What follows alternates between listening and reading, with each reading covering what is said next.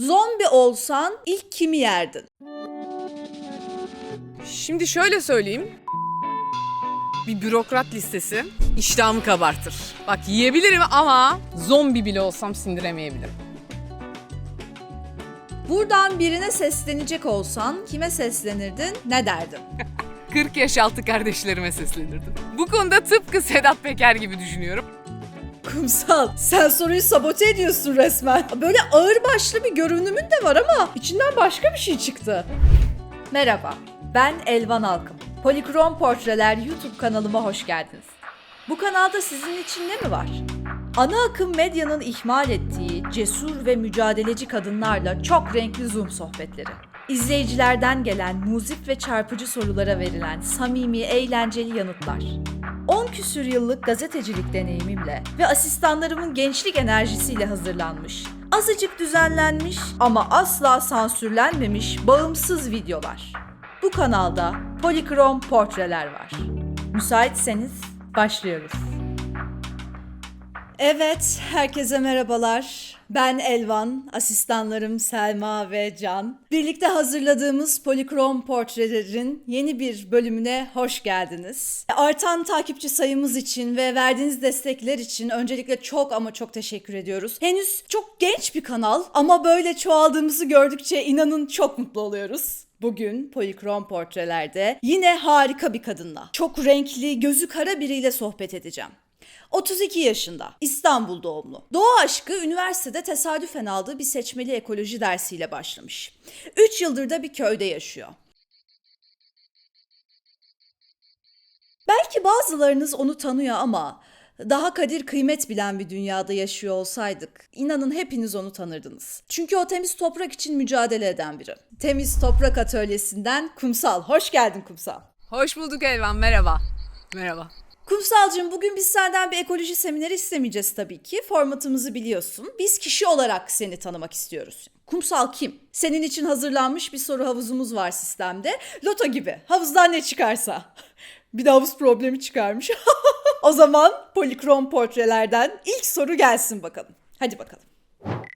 Evet, bekliyoruz. Bu bekleyiş çok heyecanlı oluyor değil mi? Aynen, evet.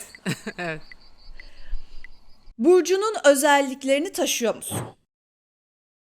Hayda. Ne ya? Telefon joker hakkımı kullanabilir miyim? Bu soruyu anneme yönlendirmek istiyorum. Son kararım.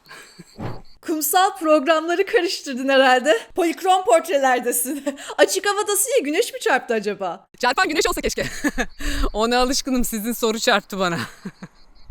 Tamam. Soru zorladı seni peki. De neden anneni çağırdın? Bizim evin astroloğu annemdir. Soruyu ona yönelteceğim de. Ben anlamam. Yay burcuymuşum.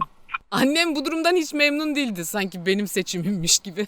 Ya bazen bana kızdığında senin gibi yay doğuracağıma taş doğuraydım falan derdi. Ay, tipik bir yaysın. Söylemeseydin de tahmin ederdim. Aynen. Annemin de bayağı isyan ettiği gibi. Dağınık biriyim biraz. Yok, onu demek istemedim. Bağımsız ruhludur yaylar. Özgürlüğüne düşkündür. Biraz sabırsız ve evet, biraz da dağınıktırlar. Yapacak bir şey yok. Burcumun özelliğiymiş demek ki. Yay çok ısrarcıdır. Hiç vazgeçmez. Bak şimdi vazgeçmemek ne kadar burcumun özelliği, ondan o kadar emin olamadım. Çünkü bence bu coğrafyada vazgeçmemek bizim genlerimizde var. Tüp bitse sallarız mesela. Ya da şampuan bitse su katarız. 2-3 banyo daha yıkanırız. Kolay vazgeçmeyiz yani. Tamam, anlaşıldı. Sen pek inanmıyorsun burçlara. Peki. Ama macera burcudur yay. Sen de atılmışsın bir maceraya işte. Aman diyeyim ya, ne olursun bana maceracı deme bak. Dağınık de, sabırsız de ama maceracı deme. Çünkü biz macera için terk etmedik şehri. Valla gayet planlı programlı. Bilerek ne istediğimizi planlayarak geldik buraya. Macera için değil yani. Dışarıdan bakınca yani bizim böyle macera olsun diye böyle şehri terk edip köye yerleştiğimiz, kafamıza göre yaşadığımız düşünüyor. Bak en çok da buna alınıyoruz valla sevgili seyirciler. Yani işte böyle kafamıza göre takıldığımız, akşamları ateş yakıp çevresinde gitar çalıp bira içtiğimiz falan mı düşünüyor böyle? Hippi kafası, aşk meşk kafası filan. Yok öyle bir şey, yemin ederim ya. Valla bizim yapacak çok işimiz var. Bahçede yapılacak işler var, evde yapılacak işler, dergi için yazılacak, çizilecekler, eğitimler, toprak atölyeleri. Sonra ata tohumlarının izini sürüyoruz. Köy köy dolaşıyoruz, dedektif gibi. Ben maceracıyı olumlu anlamda kullanmıştım ama Bir yayı daha fazla germemem gerektiğini biliyorum. Ve yeni bir polikrom soru alalım diyorum. Hadi bakalım. Hangi sıradan alışkanlığından vazgeçemezsin? Ha. Kitap okumaktan. Asla vazgeçmem. Yok, kitap okumak pek sayılmaz yani. Günümüzde pek sıradan bir alışkanlık değil. Aksine bir parça special bir şey. Onu bırakmayalım zaten Kumsalcığım. Daha sıradan bir şey söylersen.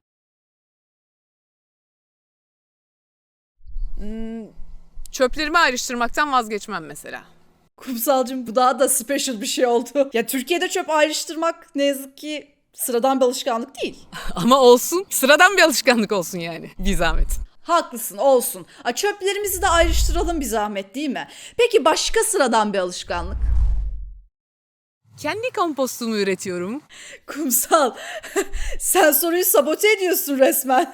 Böyle ağırbaşlı bir görünümün de var ama içinden başka bir şey çıktı. Ne yapayım? Benim sıradan alışkanlıklarım da bunlar. Olmadı mı? Oldu diyeceğiz artık, ne diyelim? Tamam. Tamam bak buldum. Sabah 6'da içtiğim kahveden asla vazgeçmem. Ha şöyle, Türk kahvesi mi? Ne kadar Türk ondan emin değilim valla. Kahve bize Yemen'den gelmiş biliyorsun. Ama evet Türk kahvesi. Kahve falı peki var mı? Hayır hiç yok. Ya valla kahve falından ne keyif alınır onu da hiç anlamam. Sen iyi bakanına denk gelmemişsin. Tabii mühendis olduğun için sen. Yani pozitif bilim olmuş hep çevren, değil mi? Astroloji yok, fal yok. Ruh da çağırmamışsındır hiç. Yok çağırdık. Üniversitedeyken. Geldi mi? Geldi. Kimi çağırdınız peki? Sokrates'in. Hangi Sokrates? Brezilyalı futbolcu Sokrates'i çağırmıştık ama isim benzerliğinden Yunanlı filozof olanı geldi. Ne sordunuz peki, ne dedi? Valla Atina'ya verdiği ahlaki toplumsal öğütleri hatırlatıp peki abi İstanbullular için ne demek istersin diye sorduk. O da valla İstanbul'un içine etmişsiniz bir de kanalı yaptırırsanız üzerine tüy dikersiniz dedi. Vallahi sen benimle kafa buluyorsun Kumsal. Ya niye ki? Ne yapın edin Kanal İstanbul'u yaptırmayın diyor işte Sokrates. İnanmıyor musun? İnandım. Peki tamam. İnandım. Zombi olsan ilk kimi yerdin? Zombi olsam ilk kimi mi yerdim? Doğru mu? Soru bu mu gerçekten? Evet. Dalga geçmek yok ama. Yo. Asla gayet güzel bir soru. Şimdi şöyle söyleyeyim. Tarım Bakanlığı'ndan bir bürokrat listesi iştahımı kabartır. Bak yiyebilirim ama zombi bile olsam sindiremeyebilirim. Vegansın diye biliyordum. Öyleyim zaten o yüzden liste biraz güdük oldu yoksa. Oho kimler. Aysin ablayla Ali abinin katillerini de yerim mesela. Ali ve Aysin büyük nohutçu çifti. Değil mi? Antalya'da taş ocaklarına karşı çıkan çevreci bir karı koca.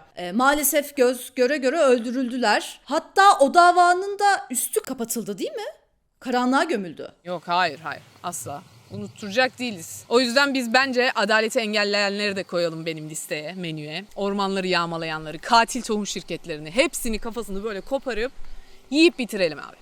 Gittikçe sarkastik bir program olmaya başladı. Sorular da cevaplar da bir değişik bugün. Böyle iğneleyici bir tarzın var. Ben çok sevdim. Peki Kumsal, genç bir kadın olarak gittin köye yerleştin de köylü seni sevdi mi mesela? Bilmem. Bunu onlara sormak lazım. Ya şimdi biz 3 arkadaş beraber yerleştik köye biliyorsun. Valla bu köyde okul yok, iş yok. Gençler hep gitmiş. Ama biz 3 genç kadın geldik hop yerleştik filan. Başlangıçta biraz enteresan bir karşılaşma oldu. Ne ayaklar, niye geldiler?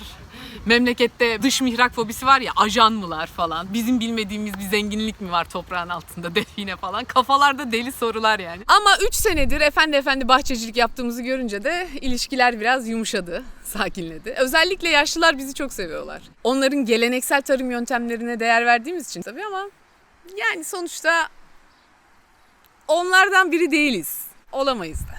Sadece bahçecilik yapmıyorsunuz ama, değil mi? Hayır. Ya bahçecilik aslında biraz kendimiz için yaptığımız bir şey. Biraz da çevremiz için. Ben gezdireyim sizi. Şimdi bizim burada büyükçe bir evimiz var. Şöyle göstereyim. Neyse. İşte bir de 4 dönüm bostanımız var. Zamanında kendi birikimlerimizle bu kadarını alabilmiştik. Valla burada mevsiminde meyve sebze yapıyoruz. Biraz da zeytinimiz var. Nasıl geçiniyorsunuz peki? İnanmazsın ya, biz başlangıçta bu kadar araziden bu kadar verim alacağımızı, ürün alacağımızı hiç düşünmemiştik açıkçası ama şu kadarcık bostandan hem kendi harçlığımızı çıkarıyoruz hem de karnımızı doyuruyoruz. İşte satış kanallarımız var, alıcımız hazır zaten. Şöyle göstereyim. Burası meyvelik kısmı. Hangi ağaçları görüyoruz biz şu anda? Valla burada çeşit çeşit ağaç var. Elma var, armut var, şeftali var. Şeftali, tabii erken şeftaliler şu taraf. Bunlar atalık tohum mu? Evet tabii. Yani ilaç, kimyasal falan. Hayır asla. Yani sadece gübre kullanıyoruz, hayvan gübresi. Hayvancılık da yapıyorsunuz o zaman. Yok, biz yapmıyoruz ama komşumuz Havva abla yapıyor. Komşumuzun tezeklerinden istifade ediyoruz. Ya zaten bir de köye yerleştiğinizde hayat inanılmaz sadeleşiyor. Burada sadece bir otomobil kullanmamız gerekiyor maalesef. Mobil olmak açısından ama onun dışında hiçbir şey harcamıyoruz, tüketmiyoruz diyebilirim. Bir de toprak atölyesi için atölyede yaptığımız çalışmalar için bir takım maddi destekler bulabiliyoruz. Sivil toplum örgütlerinden çeşitli fonlar bulabiliyoruz tabii. Temiz Toprak Atölyesi'nden bahsediyorsun. Peki orada ne tür çalışmalar yapıyorsun? Meselenin özü tohumlar. Çiftçiyi tohumlar konusunda bilgilendiriyoruz. Hibrit tohumlar, GDO'lu tohumlar ve yerli tohumlar konusunda bilgilendiriyoruz. İşte ya da tarımda kullanılan bir takım kimyasallar konusunda, yani daha doğru tabirle zehirler konusunda bilgilendiriyoruz. Ama tabii atölyede herkes her şeyi yapmıyor. Mesela özel olarak benim ne yaptığımı soruyorsanız ben köy dolaşıp ata tohumlarının izini sürüyorum. Peki Kumsalcığım, az önce de lafı geçti. Nedir bu atalık tohum? En sevdiğim konu. Tohumlar, hemen anlatayım. Tohumlar. Şimdi çeşit tohum var. En fenası GDO'lu tohum. Bu tamamen laboratuvarda üretiliyor. Aman uzak durun. Sonra hibrit tohumlar var. Tohumların melezlenmesiyle üretilir. Yani ama tek kullanımlık bir tohumdur. Kullanat modeli bir tohum. Kısırdır yani. Hem de toprağı çok yorar, çok ilaç ister, hasta eder toprağı. Dolayısıyla bizi de hasta eder. Maalesef çiftçimizin çoğu bu tohumları kullanmak zorunda ya da bu tohumları kullanmayı tercih ediyor diyeyim. Ve yerli tohum. Ata tohumu. Tamamen doğal. Yani işte yüzyıllar öncesinden gelen çok güçlü bir tohumdur işte.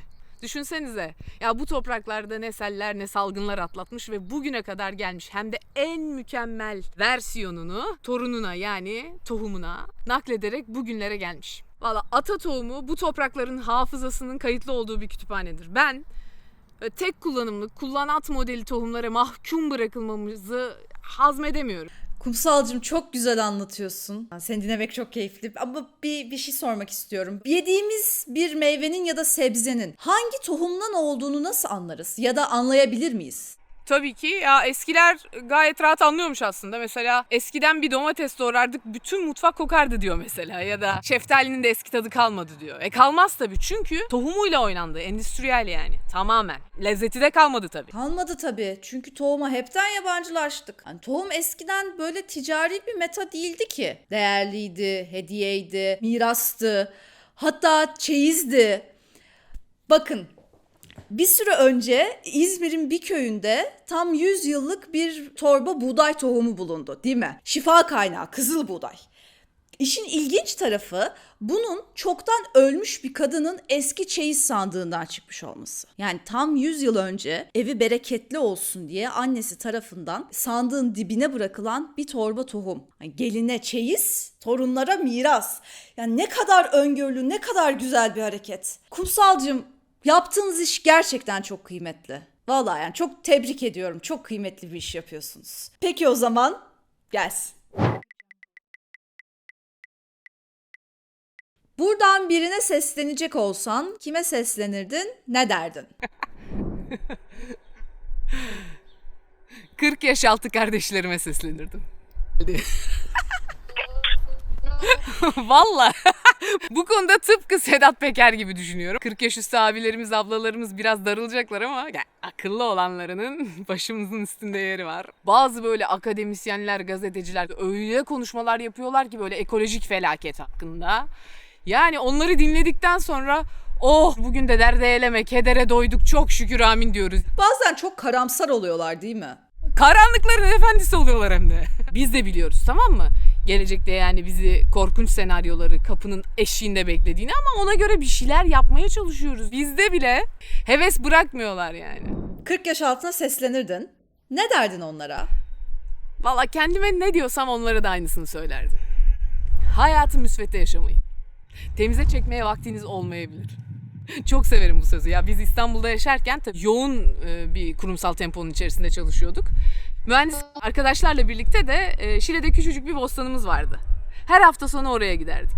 Onun dışında hep çalışıyoruz zaten. Yani pazarları çizme bot, gerisi makosen stiletto.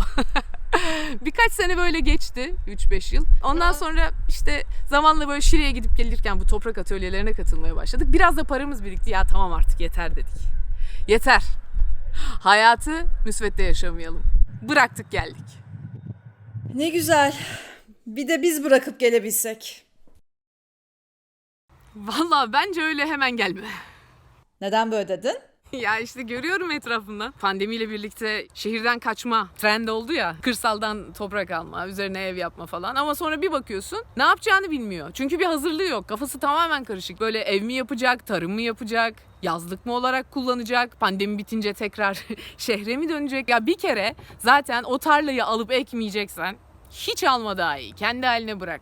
Vahşi kalsın. Öyle diyorsun da pandemi, sokağa çıkma yasakları falan. Şehirde iyice boğuldu insanlar. Bir küçük de olsa bir bahçemiz olsa dediler tabii. Yani ne var ki bunda? Ya tamam da yani yasaklar yokken peki? Ha? Yani insanlar ne yapıyorlardı? Siteden çıkıp plazaya, plazadan hop AVM gezme. Ya AVM gezmek ne ya? Şehirde doğa yok mu, park yok mu, orman yok mu, sahil yok mu? Yok diyorsan isteyeceksin. Ya da yetmiyorsa isteyeceksin. Ya benim çevre vergilerim nereye gitti diye soracaksın. Ama yok. Yani ya şunu demek istiyorum. Ekolojik bir yaşam için herkesin şehri terk edip köye yerleşmesi gerekmiyor. Odun fırınında ekmek yapıp yemesi gerekmiyor. Yani zaten bu mümkün değil. Çünkü herkes odun fırınında ekmek yapmaya kalksa dünyada orman kalmaz değil mi? Ama insanlar şehirdeki ekolojik sistemin çöküşüne böyle kör kalmamalılar. Sen doğaya doğru bir adım at, doğa sana 5 adım gelir zaten. Şehri onarabiliriz, havayı onarabiliriz, toprağı onarabiliriz. Başka bir dünya gerçekten mümkün. Kumsalcığım çok güzel ifade ettin kendini. Çok güzel anlattın. Zaman ayırdığın ve bu programa katıldığın için çok teşekkür ediyoruz sana. Ekleyecek başka bir şeyin yoksa ben kapatacağım programı. Yok, çok teşekkürler. Ben bu sohbetten şunu çıkardım. Doğumla ölüm arasında oturduğumuz şu yeryüzü sofrasına biraz saygılı olalım. İhtiyacımız kadarını alalım. Hatta ihtiyacımızdan daha fazlasını masaya geri bırakalım. Bu bölümle ilgili ve bir sonraki konuğumla ilgili yorumlarınızı ve sorularınızı bekliyoruz. Polikrom Portreler sizlerden gelen sorularla hep birlikte hazırlanıyor biliyorsunuz. Şimdilik hoşça kalın, sağlıkla kalın.